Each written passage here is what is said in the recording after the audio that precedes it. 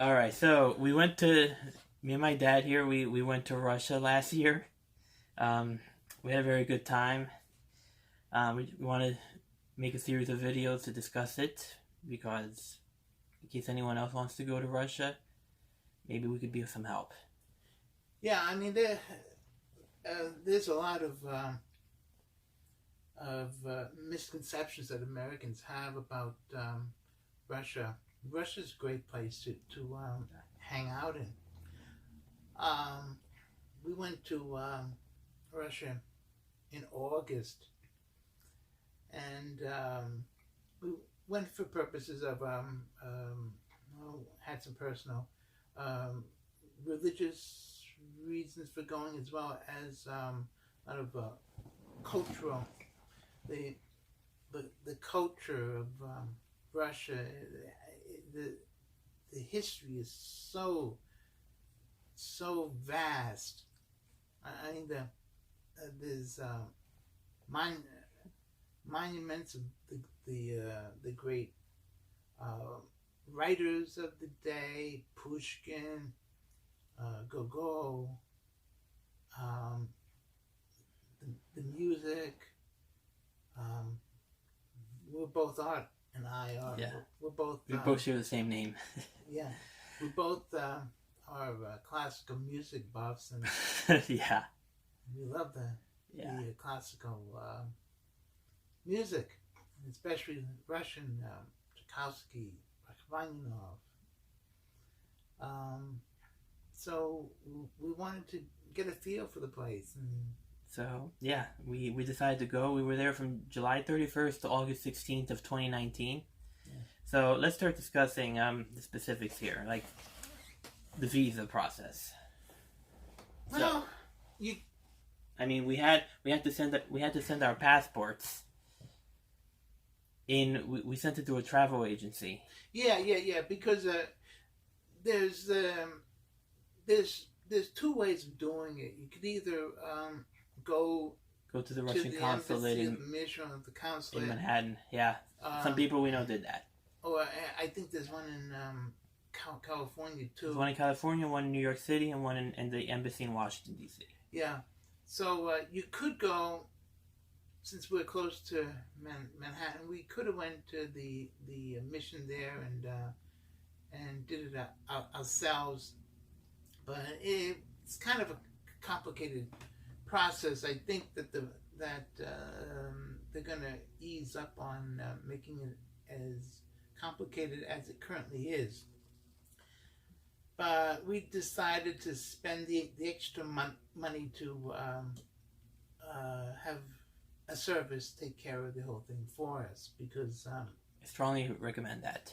yeah, I mean it costs several $100 to do it, but I think it's worth it to use a service rather than doing it yourself. Um, they, they they know how to do the visas, the We applications. just sent everything into FedEx, and they processed it in a matter of They days, took care of it. really You know, quick. We got our they passport did a good back with the job. visa stamped on it, and we were ready to go. So They did a good job. yeah, they did. And so basically, what happened was, on Now July there's two types of them that you can get. I mean, we got a 3 year 3 year one, yes, tourist one. That's you could go back we and could forth in three go years. back. I like to go back again. Me too. Um, but you could get a a, a cheaper one too. What is it? A 30-day one I or think something? 30. Yeah. Something like that. It's a real short term one, just for the length of your stay. You could get that too. Yeah. So basically, really, the day we left to Russia, I was very happy. We left on July 31st to 9 a.m. We're not far from Manhattan, so we took the bus into New York. I couldn't sleep that night. I was so excited. So I took the bus and we went to New York. We then took the E train to Jamaica. Then in Jamaica, we took the JFK air train, which brought us to the airport. So we were at the airport at 11 a.m., but the flight is at 2:15. But so again, get early to the airport. That's a very important thing. Russians pride themselves on being on time. The Aeroflot that we took was on time. Mm-hmm. So basically, the plane we took was Aeroflot Russian Airlines. All right. So basically, on the the first time you were on an airplane. well, not really. The first time I was on an airplane was when I was I think 2 or 3 years old. I went to Florida. Do you remember that? I don't remember it. but it was kind of I was kind of nervous about it, and you know, especially takeoff, I found it kind of nerve wracking. But anyhow, once it stabilized around 35,000 feet, I'm telling you, we went over Greenland. We were up close to the North Pole. We went over Norway, Sweden, Finland, and then it started cutting south. How cold was it outside? Minus 60 Celsius. Minus 60. I think. Celsius, around there, in August. Yep, and it was never nighttime. It was always daytime. It was amazing. So basically, we arrived at the Sheremetyevo Alexander Pushkin International Airport at 6:15 a.m. So we were there at dawn, but since sunrise was at 4 a.m., it looked like it was maybe 11 a.m. Yeah, it was a 9-hour trip, I think. Yeah, but the weather difference was just absolutely insane. We were like in humid weather here in the United States, in New Jersey. In August, in the 80s. Then we arrived there, and it's in the 50s, and it's raining, and it's a horrible day. So basically what we did was we went into the... we had to walk outside on the tarmac itself once the plane arrived. Then we were packed into a bus that brought us to the main terminal. I wouldn't say packed in. It was packed. I think it was packed. Yeah, well. I think it was. Yeah. It's not as packed as being on a bus in Manhattan. but we brought us to the terminal. We then went into the terminal, and then we had to go to the border patrol, the Russian border patrol. Now that was pretty crowded. We were online for about an hour. Yeah. And what we had to do was we had to show them our passports. They stamped the passport, and then they had to fill out another slip. Because you just can't have a passport. You have to have a slip. Yeah, but I think they filled out the... They filled out the slip. Yeah. We were told that we had to fill out a slip, but they have a new procedure now. They do it. They have most of the information about all the passengers. Yeah. So they didn't ask us any questions. We were in and out. They let us through. No, they did ask us if we were from New York, and we said yeah. Yeah, but other than that, nothing really complicated. No. It was very smooth. Yes, and it was. There were people who they were rejecting. Oh yes, quite a bit. And we were kind of scared before it was our turn. Yeah.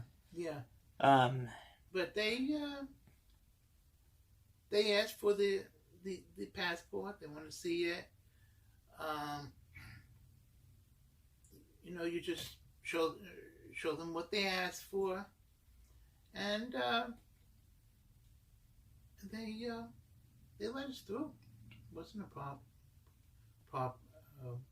They take a look at the visa, and if everything's in order. That's another thing about the service with the service. Everything's in order, so it's pretty easy going through the border patrol that they have. So basically, after we went through the border patrol, we then went to get our luggage. That was a little iffy. That's an experience. We didn't know where the luggage rack was. Mm-hmm. There were a lot of them. Yeah. So At that time, we didn't know the Cyrillic. Well, I knew the Cyrillic. I knew quite a bit at that time, but it was still kind of iffy. Luckily, we found an airport worker that actually spoke some English, and told us which luggage rack to go. So we figured it out. Then after that, we were going to all of the various luggage conveyor belts and looking for the luggage, and we just couldn't find it. Yeah. Until we got the number. The number. I still remember it to this day. What number was it? 8. 8. So then after that, I started working on my cell phone to try to figure out the connection, because we got T-Mobile Worldwide Unlimited, I think it was. I think so. Yeah, but we got that, but we were still kind of confused. You know, the phone was still had a hard time getting the internet, even though we did have unlimited data, international data plan. So basically, we had to go get a Yandex taxi. Basically, Yandex it's sort of like an Uber for Russia. It works the same way. We went to a Yandex stand. The guy spoke some English, not much, but just enough to get us by. He helped us out. He did help us, yes. Yeah. He got us a taxi to our Airbnb that we rented out. The people were very nice. They were. Very nice. So basically, once we went into the taxi, we started seeing the Russian highways, because the airport is not near the center. It's more like about a half an hour to 45 minutes, depending on traffic. And traffic was kind of bad. Yeah. It's crowded. It was the morning. It was the morning rush hour, because we arrived at dawn. So we were smack in the rush hour. What was it? Maybe around maybe 8 o'clock in the morning. No, 9:30. 9:30. Oh, it took that long. It took that long for us to get out of the airport. Yeah. Moscow time, of course. So we saw it was a different experience. I mean, first off, I was really tired, because New York time was already maybe 12 or 1 a.m. Yeah, and my body felt like I was gonna pass out. And once we arrived to our place, luckily the landlady was kind with us. She didn't really, she didn't bother us or anything. She was very helpful, set us up, and then we went and we then had to go to the City Hall Annex in the neighborhood of Moscow we were in. We were in the Sokol neighborhood. Oh, yeah. We had to get registered. Yeah, we, at that time, we stayed at an Airbnb. And second floor of a high-rise apartment building. Yeah.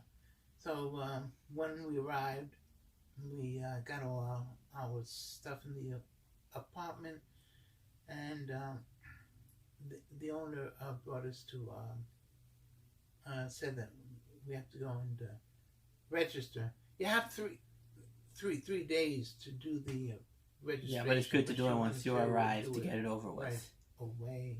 Yeah. So then we had to fill out.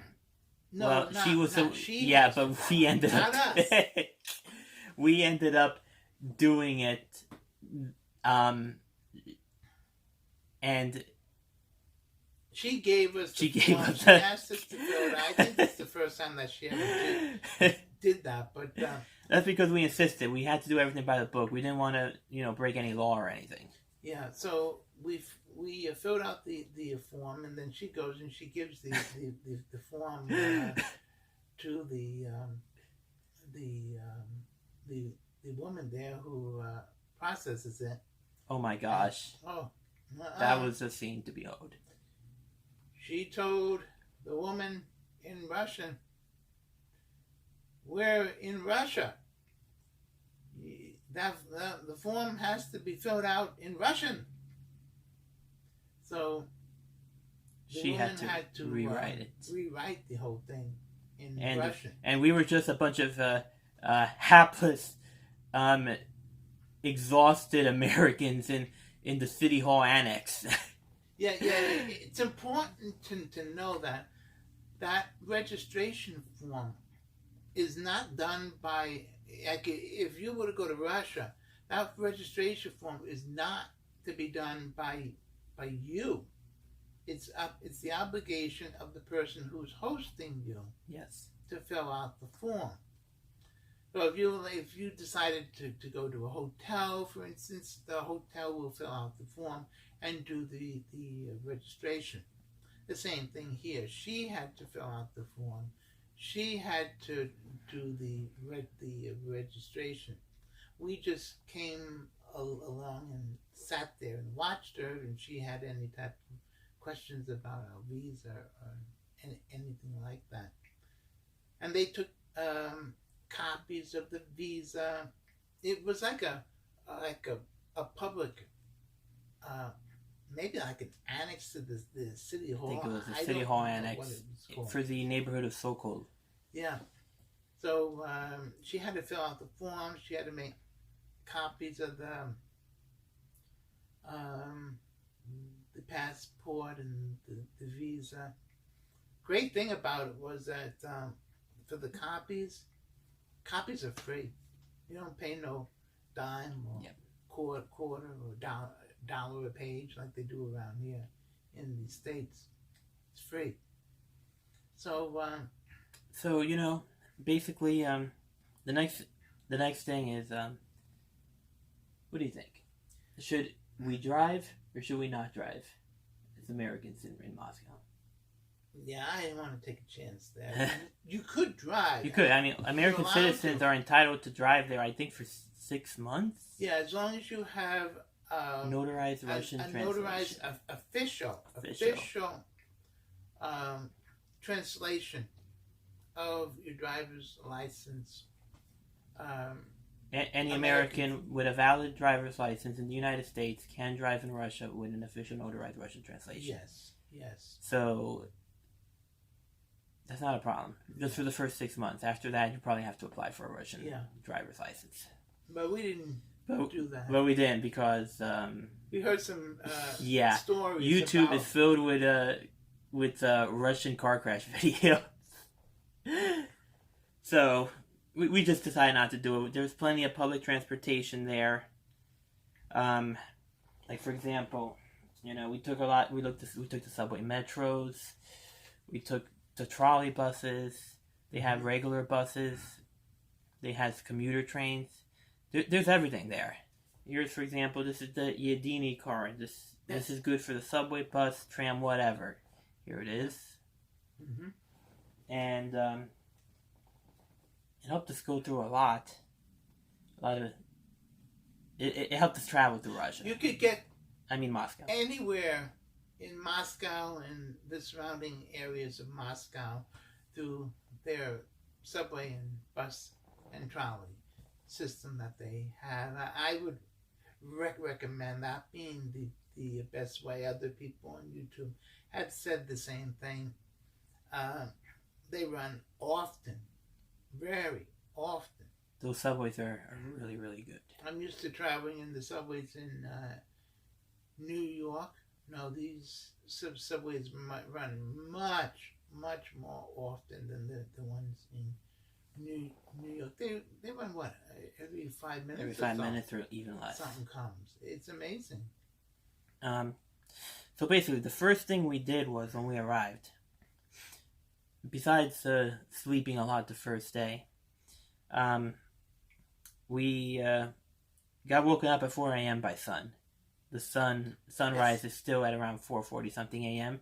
So we got woken up with a bright sunshine in our rooms at that time. Pretty interesting. But since Moscow is one of the cities up in the higher latitudes of the planet, you have much longer summers.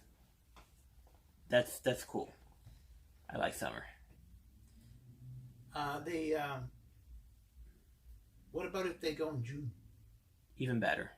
even better because then sunrise is I think at around 3:50 something a.m., 3:40. Yeah. Even better. Yeah, sometimes 3:30. Yeah. 3:40 in the morning. Yeah, Yeah, you the want sun it the land of the coming midnight later. sun. Yeah. So So that took some getting used to, because your body just wakes up when the sun comes out, and yeah. we And the woke jet up. lag also probably contributed to us waking up at that time. Yeah, but I woke up feeling good. Yeah, we felt awesome. At 4:30 in the morning, we felt good. Yeah. So that day we visited Red Square. That was our very first stop. I mean, again, the day was another crappy day. Rain, very cool. It didn't feel like summer at all, but it was really good. I mean, we went to Red Square. We saw St. Basil's Cathedral, the famous church there. It's whenever you think of Moscow, that church comes into your mind, St. Basil's. Yeah. And we saw a military parade there, which was pretty good. Which Yeah. also was also a religious procession. Yeah, it was nice. Really nice. Yeah, That's something you don't see here in the States. They don't have a lot of military parades. Parades and processions and things, especially in union with the Orthodox Church, which we'll get into more because we went to visit a lot of the churches too. So, basically, let's discuss the currency. Okay. We went on the Saturday, about 2 days after we arrived, we went to downtown Moscow to open up a bank account at Sberbank, which is the largest Russian bank, I think. We really didn't open up a bank account. We we were able to have like a. We opened a bank account. It was. Really? Full-fledged one, yeah. We opened a full-fledged bank account at Sberbank, and we have some rubles in there still. Yes, there are some, yes. And during that day, while we were on our way to the bank, all the street was barricaded. There were soldiers going in buses left and right. Oh, that's because they were having the... And when we were walking to the bank, we passed by this group of about 30 soldiers lined up in formation, and we were the only people on the block walking in camouflage and guns. It was because at the time that we went, there was an illegal protest that was going to go on, and they're very strict there. If you're going to do some type of a demonstration, they didn't get the required permits. You got to have the required permits. It's got to be done right, and if it's not done right, they don't allow it. Yeah. So, no, we weren't arrested or anything, in case you were wondering. No. And we didn't end up accidentally getting caught up in the protest. No, you stay away from those. Yeah, those things. Stay away, please. Yes. So basically, we got a lot of exchange our American dollars for Russian rubles. Yeah. And here's how it looks like. Let me see. This is 1,000 rubles. This is the 100 rubles. Here's the Bolshoi Theater. We went to saw Swan Lake there. They're on the... Oh, yes, the Bolshoi. They're on their currency. See here, all this is Russian money. And as Americans, you could get a lot of stuff with the American dollar. Because when we were there, the ruble was about 60 to 65 rubles for $1. Now it's like, I think, 75 rubles for $1. Mm-hmm. You could really live good with American dollars in Moscow. Yes. And you could literally fill up your shopping cart and you wouldn't even spend $20 American. It's It's very cheap, Just especially make sure the you fruits. bring a bag. Oh yeah, the bags. You gotta bring a bag. Those When you bags go are to very, shop. very important. They don't have bags. Yeah.